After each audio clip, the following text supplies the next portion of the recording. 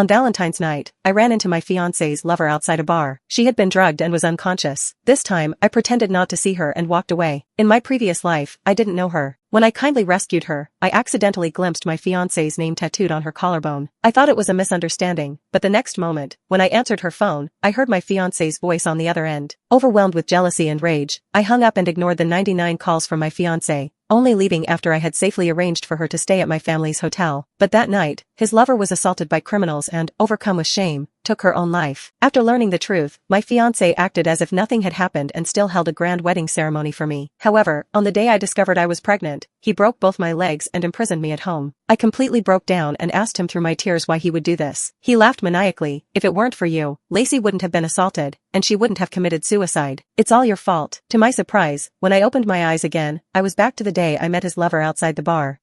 Please, help me call my boyfriend. Lacey Lee collapsed outside the bar, her face flushed, her consciousness already fading. Though it was just an ordinary request, cold sweat broke out on my back as I realized I had been reborn. This time, I pretended not to see her plea for help and quickened my pace away from the bar entrance. In my previous life, it was my compassion that led me to such a tragic fate. This time, I wouldn't get involved no matter what. But before I could get far, Lacey struggled to her feet and tried to stop me again. In my carelessness, I was pushed to the ground by her. I cried out in pain, not noticing that the woman's phone had started ringing, followed by my fiancé Jake Gordon's voice. Lacey, why did it take you so long to answer? Don't you know how worried I was? Lacey whined in a sweet, cloying voice. I'm feeling so terrible, Jake darling. Someone drugged me. Jake, come save me quickly. The man's voice suddenly rose. Hang on, Lacey. I'm coming right now. Hearing Jake's voice, I couldn't help but shudder. The pain of having my legs broken by him in my previous life still fresh in my memory. Back then, I never imagined I would die at the hands of my fiancé, the man I was about to marry. In less than 10 minutes, Jake arrived at the bar entrance. He anxiously took the woman into his arms and was about to leave when he finally noticed me still lying on the ground. Ruby? He was surprised to see me, followed by a flash of discomfort across his face.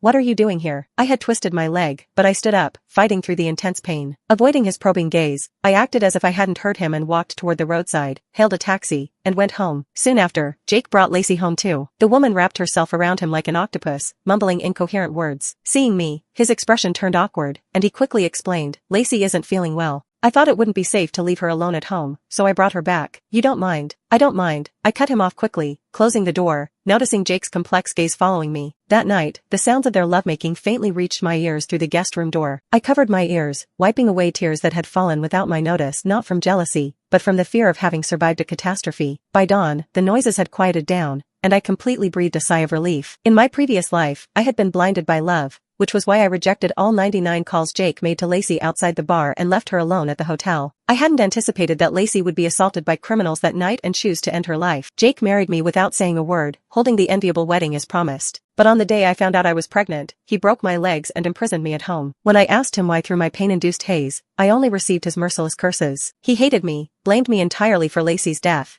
and had planned everything just to avenge her. This time, I wouldn't interfere with them again. Of course, I would also extract myself from this relationship. The next day at noon, the two of them finally emerged from the bedroom. Lacey's exposed shoulders were covered in kiss marks. Upon seeing me, she lowered her head and feigned shyness. Ruby, you weren't upset last night, were you? Jake only had to save me. If you want to blame someone, blame me. I was useless, getting drugged like that. Please don't take it to heart. I'd feel terrible if I caused problems with your wedding because of me. As she spoke, tears welled up in her eyes, making her look utterly pitiful. Hearing the commotion, Jake frowned and immediately confronted me. I asked you last night too, Ruby. You said you didn't mind. Why are you making Lacey cry now? I was completely baffled. She's been rambling on her own and started crying by herself. What does that have to do with me? At this, Jake's frown deepened. Then why would Lacey cry for no reason? I've already agreed to marry you. What more do you want? Even though I'd already compromised, why wouldn't these two leave me alone? With this thought, I looked him straight in the eyes. If it's such a burden for you, let's cancel the engagement. Jake froze in place. Cancel the engagement? Malice flashed in his eyes. Ruby, you're such a drama queen. Lacey was drugged. If I hadn't saved her last night, she would have been in danger. And here you are, wanting to cancel our engagement over something so trivial. Do you think marriage is some small matter? I never thought that way, but he had already torn off his hypocritical mask. I didn't want to say much more and replied firmly. I've suddenly realized something. Jake, we're not right for each other. Not right for each other? His gaze darkened before quickly turning to anger. Ruby, don't get it twisted. You were the one who said you liked me first. In the beginning, I was indeed the one who fell for him first. After graduating from university abroad, where my parents had sent me to study, I returned home. At my welcome back dinner, I fell for Jake at first sight. I did everything I could to learn about him, got his contact information, and gathered the courage to confess my feelings. Surprisingly, he neither agreed nor refused, only saying we could give it a try. I thought that even a glimmer of hope was enough. So we started meeting regularly, chatting, watching movies, and shopping together. Gradually, his gaze toward me softened, and he would instinctively protect me when crossing the street. Back then, I thought that was love, and I eagerly brought up our engagement to my father. But after we got engaged, Jake stopped spending time with me like before, and Lacey was suddenly always by his side. I was too one-sided in my feelings, which led me into this hopeless situation. Thinking about this, I took several deep breaths and said resignedly, yes, I liked you first. But now I don't love you anymore, understand? Ruby. His anger erupted as he dragged me into the bedroom, radiating fury. What are you so angry about? I've already explained about Lacey. We grew up together. Did you expect me to ignore her when she was in trouble? Please don't use your filthy thoughts to judge our relationship. Hearing the word filthy, I couldn't help but laugh. I'm filthy? Jake, yesterday was Valentine's Day. When I asked you on a date, you said you had to work late, but one call from Lacey and you rushed to her. Who are you trying to fool? She even has your name tattooed on her shoulder. How can you say there's nothing between you? These words had been suppressed in my heart for too long. Finally saying them out loud still felt painful. He couldn't respond for a long time before turning and leaving. I couldn't be bothered to pursue it further. I took a taxi home and told my mother about canceling the engagement. Mom was shocked at first, but after hearing the whole story, she cursed angrily. I really misjudged him. Fine, we'll pretend the wedding is still on and let all our relatives and friends see him humiliated. By the time I got home, it was already evening. As soon as I entered, the messy shoe rack and closet almost made me think burglars had broken in. After checking, I discovered that several limited edition dresses and high heels Jake had given me were all missing. Just then, the door opened. Jake and Lacey walked in hand. She was wearing my clothes and shoes, the very ones from my closet.